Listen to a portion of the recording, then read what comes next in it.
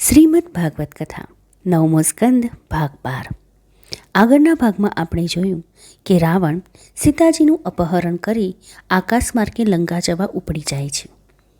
રામજી સીતા વિરહમાં પાગલ જેવા બની ગયા છે અને તેની શોધમાં નીકળે છે. માર્ગમાં મૃતપાય બનેલા જટાયુ દેખાય છે. જટાયુ તેમને બધી જ વાત કહે છે. પોતે રાવણ સાથે યુદ્ધ તો કર્યું, પરંતુ રાવણે તેની પાંખો કાપી નાખી અને સીતાજીને રથમાં નાખી આકાશ માર્ગે દક્ષિણ દિશા તરફ ગયો છે તેવું તે કહે છે. રામ જટાયુને કહે છે, આપ જીવવા ઈચ્છતા હો તો હું આપને દીર્ઘાયુ આપું. જટાયુ કહે છે, જીવ માત્રની એક જ ઈચ્છા હોવી જોઈએ, અને તે એ છે કે તેના મૃત્યુ સમયે તેના મુખમાંથી રામનું નામ નીકળે. મારા સદભાગ્યની તો સીમા જ નથી, કારણ કે મારા મૃત્યુ સમયે સાક્ષાત રામ મારી સામે ઊભા છે. હું અજ્ઞાની નીચ યોનિનો જીવ છું, પરંતુ મારો સ્વાર્થ હું સારી રીતે સમજું છું. આપ મારી સામે ઊભા હો અને હું આપનું સ્વરૂપ મારી આંખો વડે મારા હૃદયમાં ઉતારી મરણ પામું તો હું આપને પામી શકું. મારે જીવવું નથી. હું આપના શ્રી ચરણોમાં પ્રણામ કરું છું. નાથ, મારો સ્વીકાર કરો. જટાયુ દેહ ત્યાગ કરે છે. રામ તેનો અગ્નિ સંસ્કાર કરે છે અને પછી તેઓ આગળ વધે છે. સબરીના આશ્રમ પાસે પહોંચે છે. પુષ્ટિ સ્વામી ભગવાન રામ જટાયુ પર અનુગ્રહ કરવા પધાર્યા છે. સામાન્ય રીતે એવું બને છે કે ભક્ત ભગવાનને મળવા પુરુષાર્થ કરે છે, સાધનો પ્રયોજે છે, જ્યારે અહીં તો ઉલટું બને છે. રામ વન ભટકે છે. ગુહકને, કેવટ કે ગીધને, શબરીને, વિભીષણને, લંકાના તામસી જીવોને સામે ચાલીને દર્શન આપે છે, તેમનો ઉદ્ધાર કરે છે. રામજીનું આ પુષ્ટિ સ્વરૂપ છે. સબરી પૂર્વજન્મમાં રાણી હતી. તેણે ધનથી ભગવાનની સેવા કરી હતી, પરંતુ તનથી સેવા કરી ન હતી. બીજે જન્મે તે ભીલડી તરીકે જન્મી. તેમના માતા પિતાએ તેમનું લગ્ન નક્કી કર્યું. ભીલ જાતિમાં લગ્નમાં અનેક જીવોની હત્યા થશે તેમ સમજી શબરી ઘર તજી ચાલી નીકળી. તેણે લગ્ન ન કર્યું. તે પંપા સરોવરના કિનારે માતંગ ઋષિના આશ્રમમાં આવીને રહેવા લાગી. પોતે નીચ યોનિનો જીવ છે, અસ્પૃશ્ય ગણાય, તેથી આખો દિવસ તે ઝાડ ઉપર બેસી રહે. રાત્રે નીચે આવી વનની કેડીઓ વાળે જોડી અને સાફ કરે, જેથી ઋષિઓને કાંટા કાંકરા ન વાગે. તેની સેવાથી માતંગ ઋષિ પ્રસન્ન થયા. તેને પોતાના આશ્રમમાં રાખી. અછૂત ભીલડીને આશ્રમમાં રાખી, તેથી અન્ય ઋષિઓ તેમની નિંદા કરવા લાગ્યા. પરંતુ માતંગ ઋષિએ વિચાર્યું કે સબરી જાતિહીન છે, પરંતુ કર્મહીન નથી. પ્રભુના દર્શન પામવાનો અધિકાર તેણે પોતાના સત્કર્મો દ્વારા મેળવી લીધો છે. ઋષિએ અન્ય કોઈની નિંદાની દરકાર ન કરી. સબરીને આશ્રમમાં રાખી અને તેને રામ મંત્રની દીક્ષા આપી. કાળે કરીને ઋષિ બ્રહ્મલોક જવા તૈયાર થયા. સબરી રડવા લાગી. તે કહે છે કે પિતાજી, તમે જશો તો મારું શું થશે? ઋષિ કહે છે, બેટા, મેં તને રામ મંત્રની દીક્ષા આપી છે. રામ સમર્થ ધણી છે. રામ તારી રક્ષા કરશે. સ્વયં પરમાત્મા શ્રી રામ તારે ઘરે સામે ચાલીને આવશે, તારો અંગીકાર કરશે. બેટા, તને મારા કરતાં ઊંચી પદવી મળશે. તું પ્રભુને પામીશ. ગુરુના વચનોમાં વિશ્વાસ રાખી સબરી આશામાં જીવે છે. પ્રતીક્ષા કરે છે, ક્યારે આવશે મારા રામ? મને ક્યારે અપનાવશે? તેને વિશ્વાસ છે કે રામ આવશે જ, અને તેની ઝૂંપડીએ જ આવશે. રામ આવશે તો હું તેમનો સત્કાર કેવી રીતે કરીશ? પ્રેમ ભૂખ્યા પ્રભુ માટે સબરી રોજ બોર વીણી લાવે છે. પાક્કા, મીઠા, સરસ બોર. રાત સુધી તેમની આવવાની પ્રતીક્ષા કરે છે. રાત પડતા આજે તો રામ ન આવ્યા, કાલે તો જરૂર આવશે તેમ માની બધા જ બોર પોતે આરોગી જાય છે. તેના ઉત્સાહની કોઈ સીમા નથી. તેની પ્રતીક્ષાનો કોઈ અંત નથી. તેની ધીરજની કોઈ હદ નથી. ઋષિઓની તપશ્ચર્યા તેની પાસે ઝંખવાઈ જાય છે. મારા ગુરુએ કહ્યું છે, રામ આવશે, માટે રામ આવશે જ. આજે નહીં તો આવતીકાલે. પણ તે જરૂર આવશે. આખો દિવસ રામનું રટણ કરતાં કરતાં સબરી રામમય બની ગઈ છે. રામ પધાર્યા છે.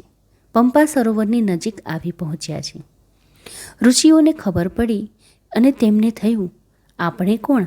આપણે તો તપસ્વીઓ, મહર્ષિઓ. આપણા તપના પ્રભાવથી ખેંચાઈને જ રામ આપણા ઘરે આવશે. બીજા કોને ત્યાં જશે? પરંતુ મારું તપ અન્ય ઋષિઓના તપ કરતાં શ્રેષ્ઠ છે, બધા જ ઋષિઓ તેવું માને છે. અહમ અને અસૂયા પ્રભુને ગમતા નથી. દીનતા અને શરણાગત ભાવ પ્રભુને ભક્તાધીન બનાવે છે. સબરી પાસે દીનતા અને શરણાગત ભાવ હતો. જ્ઞાન કે તપ ન હતું. જ્ઞાન અને તપથી શોભતા રુચિઓ અહમ અને અસૂયાના સ્થૂળ સ્વરૂપો હતા.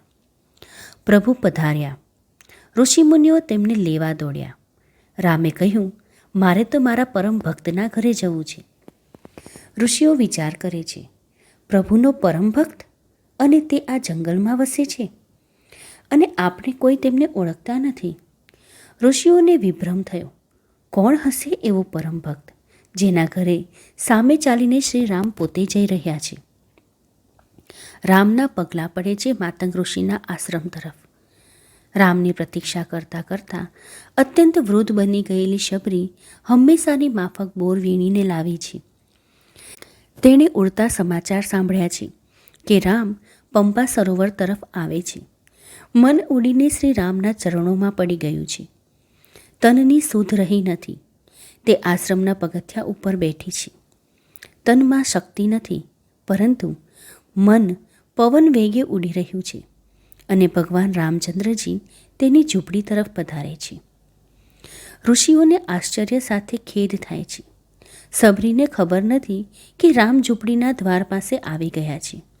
તેનું મન રામના સ્મરણમાં ડૂબી ગયું છે.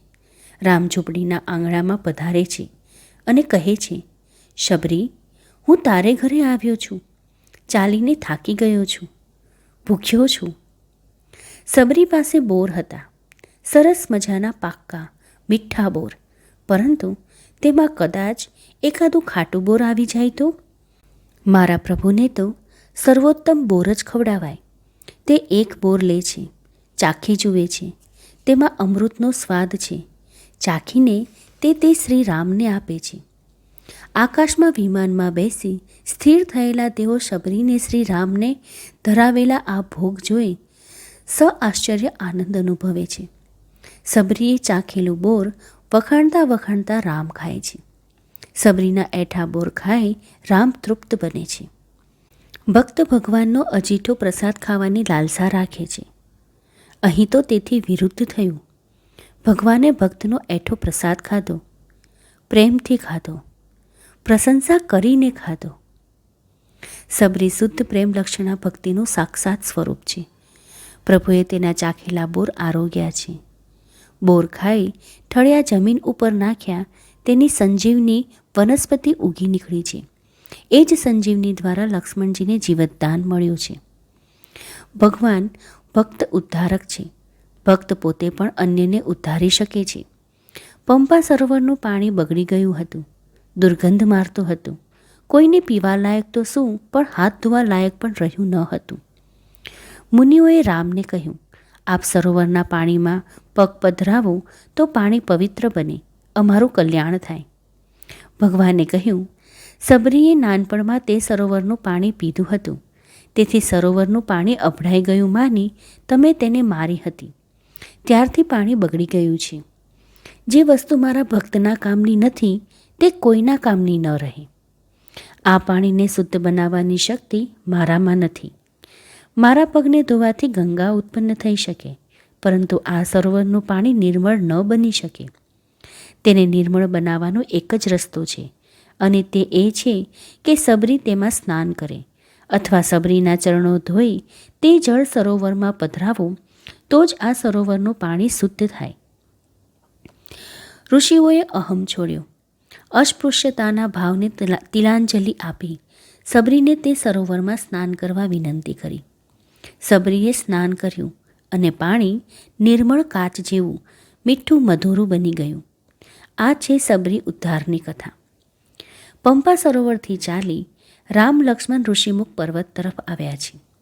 પર્વત ઉપર ભાઈથી ડરીને ભાગી આવેલ સુગ્રીવ રહે છે. હનુમાનજી તેમના મંત્રી છે. અહીં ભરત મિલાપની જેમ જ બીજો પ્રસંગ બને છે. આ સ્થાને રામ હનુમાનનું મિલન થાય છે. રામ હનુમાનજીને ભરતના સ્થાને સ્થાપે છે. હનુમાન રામના અનન્ય દાસ બને છે. હનુમાનજીની વિનંતીથી રામ સુગ્રીવને અપનાવે છે. બંને વચ્ચે મૈત્રી થાય છે. સુગ્રીવના ભાઈ મહાસમર્થ વાનરરાજ વાલીએ ગેરસમજૂતીથી પ્રેરાઈ પોતાના નાના ભાઈ સુગ્રીવને મારી હાંકી કાઢ્યો હતો. તેની પત્નીને પોતે રાખી હતી. રામ સુગ્રીવ સાથે મિત્રતાના બંધને બંધાય છે. મિત્રતાનો નિર્વાહ કરવા તેઓ વાલીને મારે છે. વાલી સુગ્રીવના યુદ્ધ સમયે વાલીની પીઠ પાછળથી તીર મારી રામે વાલીને સંહાર્યો છે. મરતા પહેલાં રામચરણમાં અનુરાગી બની વાલી રામને પૂછે છે, હે નાથ, મારો કયો અપરાધ છે? આપે મને શા માટે માર્યા? આપ તો ધર્મનો અવતાર, મને અધર્મથી કેમ માર્યો? રામચંદ્રજી કહે છે, વાલી, તું તારો અપરાધ જોઈ શકતો નથી. માણસ માત્રને માટે સર્વથા નિર્દોષ એવા બે જ સગપણ છે, માતા અને દીકરી. નાના ભાઈની પત્ની, નાની બહેન, પુત્રની સ્ત્રી અને દીકરી, આ ચાર તેની દીકરી જ ગણાય. દીકરી પ્રત્યે કુભાવ રાખનાર મહાપાપી ગણાય.